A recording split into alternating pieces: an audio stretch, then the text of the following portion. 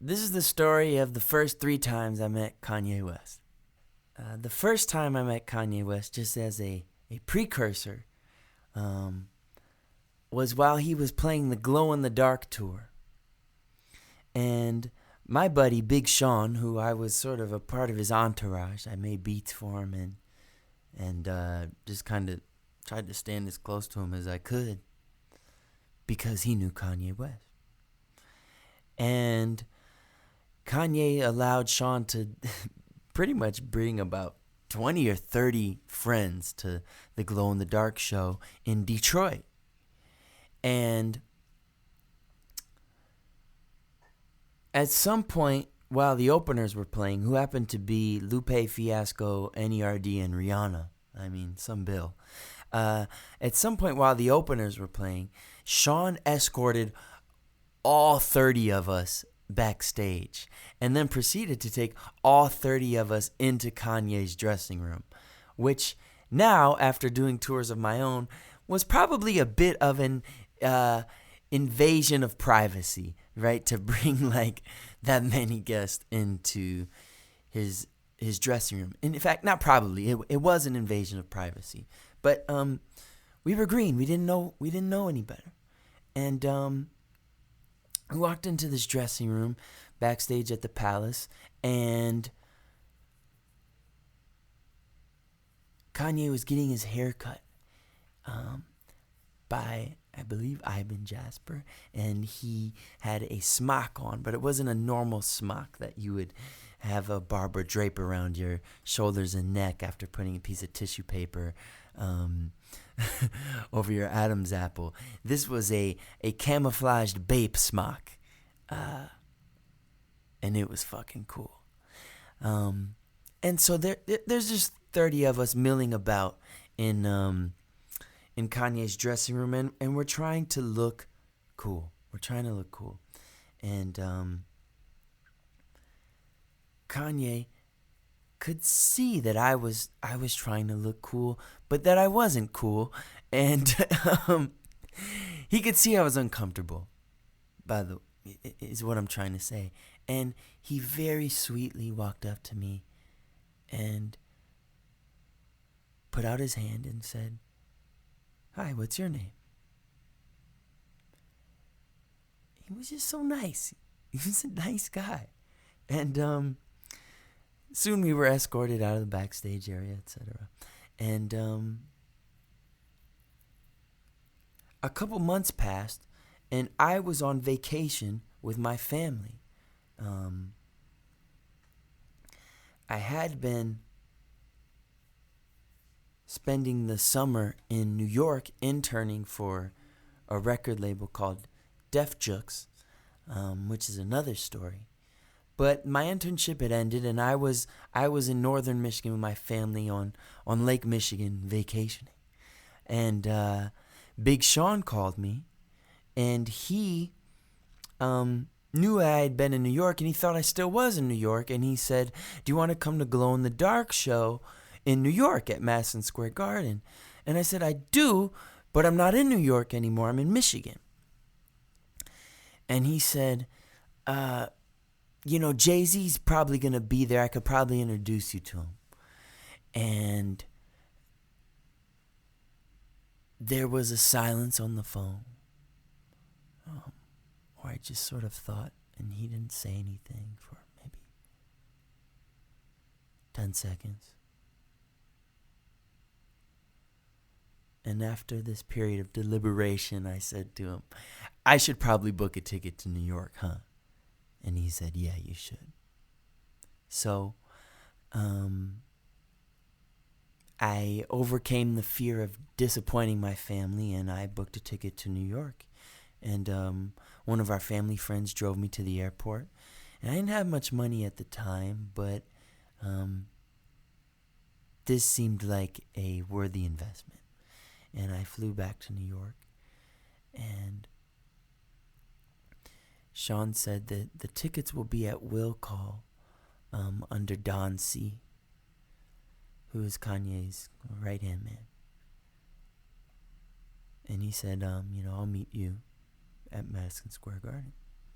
So we went to Madison Square Garden, my friend George and I, and we went up to Will Call and said, "Hell, I'm Mike Posner. I'm here to pick up tickets. They're on Don C's list. They're under Don C."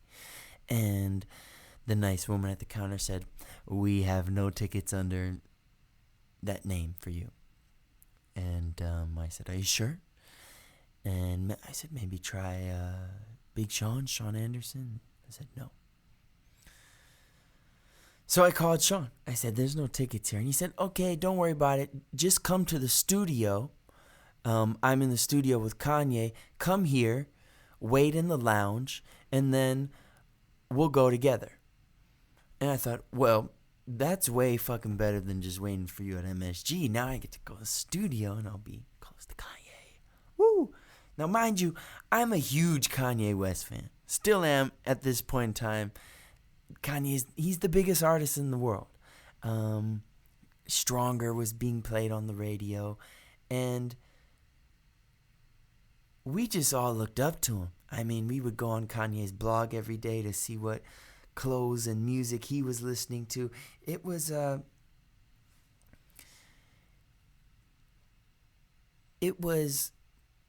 prevalent thought in my mind that if Kanye West liked my music, it could change my life. And there were a few artists in the world at that time that had that sort of power, if you will, in the type of genre of music that I made. And they were maybe Pharrell, Dr. Dre, Kanye West, and Jay-Z. And here I was, waiting in the lounge, next to a studio room where Sean was with Kanye West. And Kanye was working on 808s and Heartbreak at the time while touring Glow in the Dark. And suddenly, through the wall, I could hear a song that Sean and I had done together. It was called Who Knows. Sometimes my mind wanders away from me. I know. And I produced it and sang the hook on it, and Sean did the verses.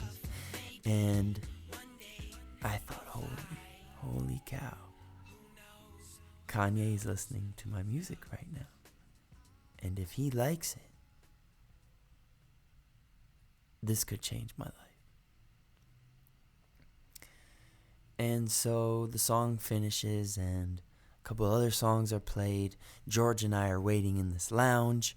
And finally the music stops. Kanye walks by the door in the hallway. I catch a glimpse of him. He passes by. And a couple of other guys go by. And then Sean goes by and he leans in the doorway and kind of waves us to come along. And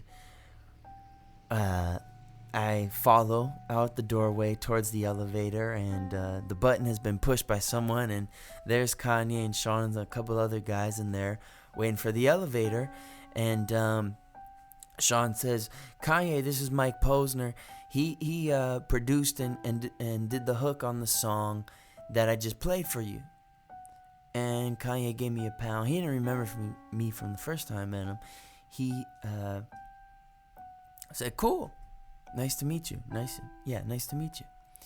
And again, another 5 to 10 second silence ensued.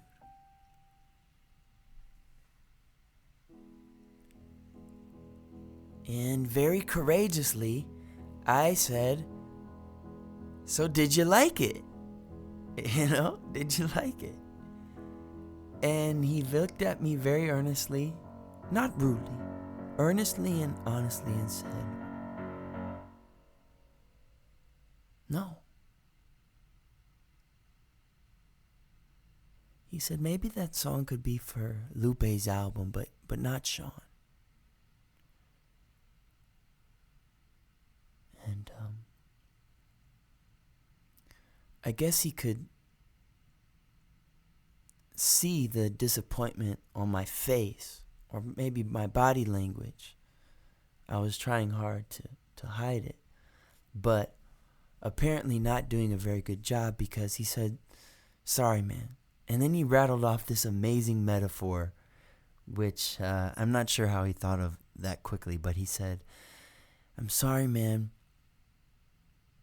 Sean bumped it. You said it. I had to spike it." And we walked into that elevator and pushed lobby. And there were only about three or four floors to go down, but that entire elevator ride, I was on fire. What he said inspired me so much, I could not wait to get back in the studio and make more music. I knew I had more in me. I knew I had better in me than that song. And I didn't go immediately to the studio. We went to the show at Madison Square Garden. And Jay-Z did a guest song. I ended up not meeting Jay-Z that night, but several months passed, and I did go back in the studio and work my butt off. And eventually I released a song called Cooler Than Me on the internet. And then I released a mixtape called A Matter of Time. And I'm in my junior year at Duke University, and I'm recording these songs in my dorm room.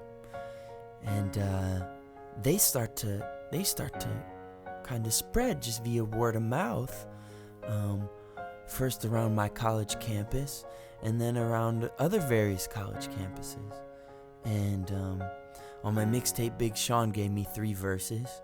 And so people, though he wasn't as popular as he is now at the time, they knew he was signed to Kanye, and so they kind of gave me a listen. Okay, this is an actual artist, Mike Posner, and people like the stuff. And my phone started to ring in my MySpace at the time. The messages started to pile up, and my Twitter DMs, I was being contacted by record labels. And so I'm nearing the end of my second semester in the spring of my junior year.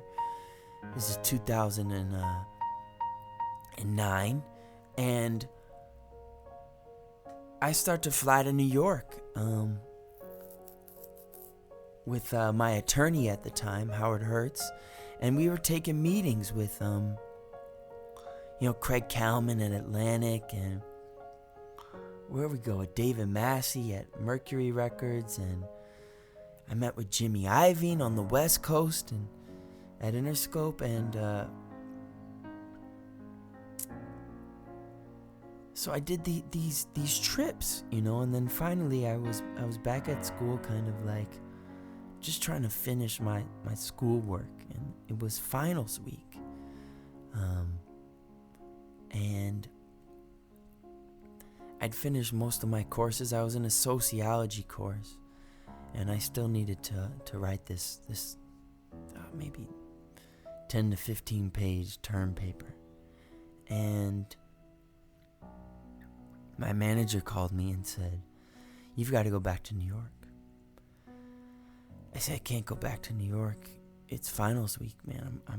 I was just there, and I just, I'm a little behind on this term paper." And he said, "Jay-Z wants to meet with you." And I said, "Okay."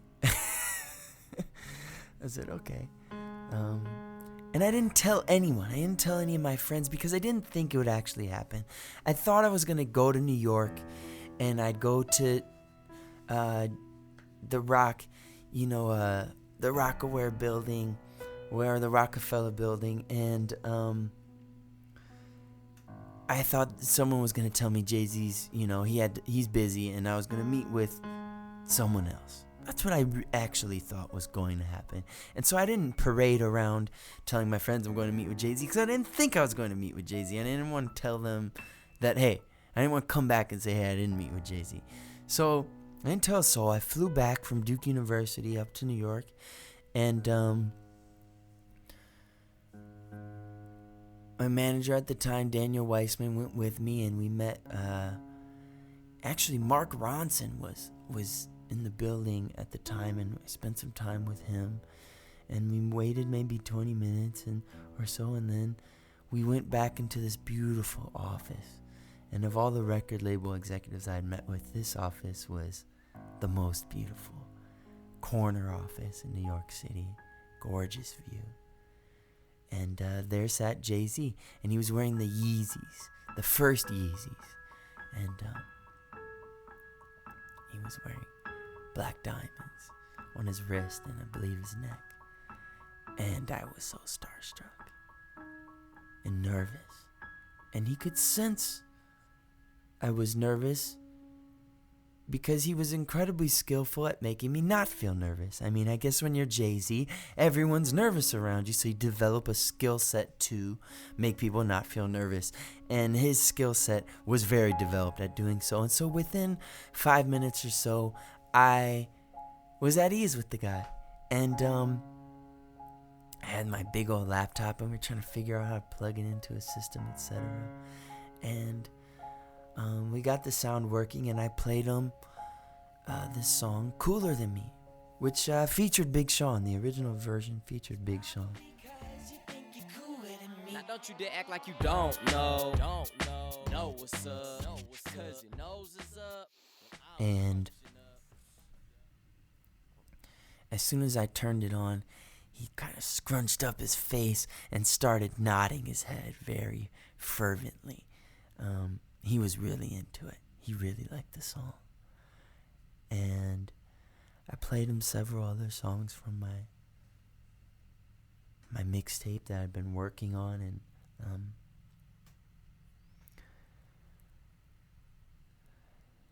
and we talked for over an hour, maybe an hour and a half. And I played him a couple other songs, and he said to his partner at the time, John Maneely, he said, "So what do we do now?" And John Maneely says, "I think we do a deal." And the same way I was trying to mask my disappointment from my last interaction with Kanye West, I was trying to mask my excitement upon hearing those words. We should do a deal, because a deal was something I coveted since I was a little kid, a record deal. That meant that I was no longer only legitimate in my own eyes, but I was legitimate to everyone around me. Suddenly, I would be justified in spending these,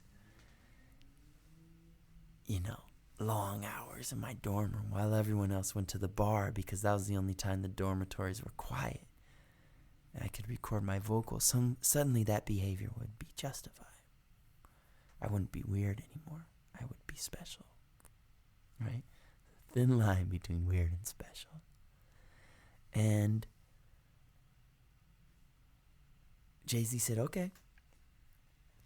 And so we talked a little more, and then I said, hey, I want to play you one more song.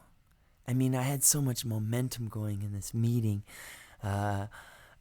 My confidence was high, and so I want to play you one more song. And he said, okay. And I played him Who Knows, the same song that Kanye told me he didn't like and it wasn't right for Sean. I played him. And the song finished, and Jay-Z said, again, I had played this at the tail end of the meeting. He said, don't you ever forget to play that song. He loved it. And I went back to Duke University, and I was in the Lilly Library trying to finish this term paper, sociology course. And in a moment of procrastination, I checked my email, and there was an offer from the good folks at Rock Nation to sign to Jay-Z. It was the record deal offer.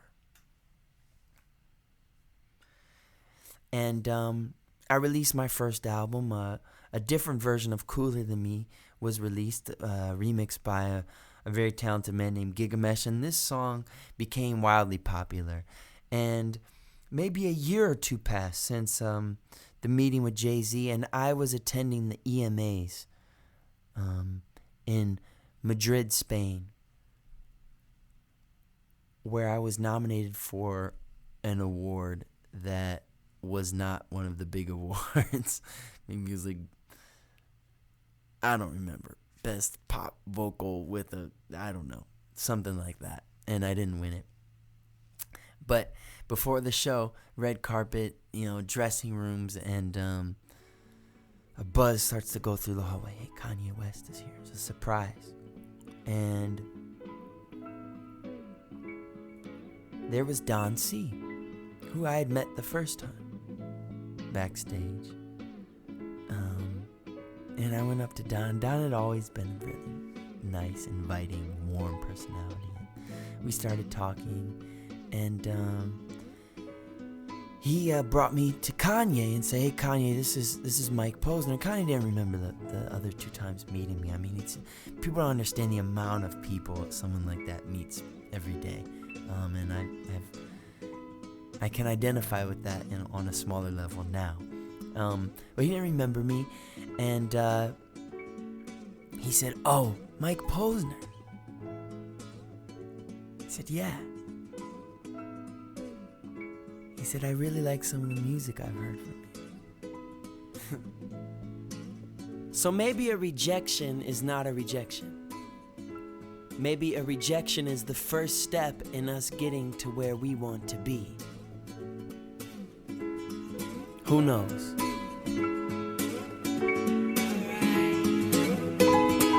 Sometimes my mind wanders away from me. I know I light my touchy up puff. Maybe one day I'll fly. Who knows? Who knows? Who knows?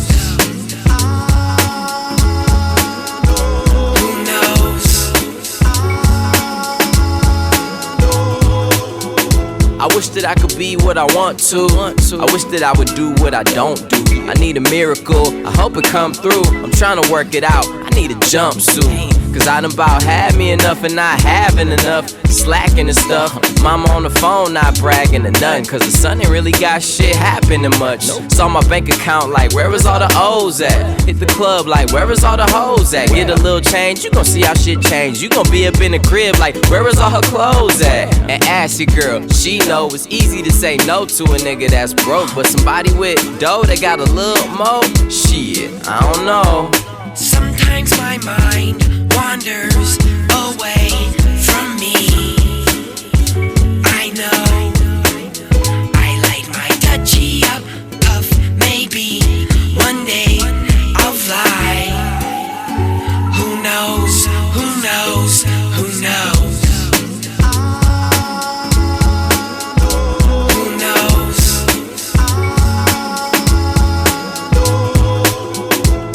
And I always had drive, get to where I'm going if I ain't gotta ride. And when they ask, do you do what you love? I'ma say I do if I ain't got a bride. And I always kept faith like big, trying to do it big so my crib on cribs. Man, my girl ain't gotta worry about shit, cause our world is gonna be the shit.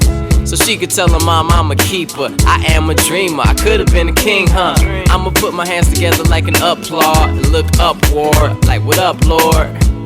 I know if you try to, you could turn these gray skies back to sky blue. Was made for to give a go like a drive-through. Give us opportunity and see what we do with it. Sometimes my mind wanders away from me.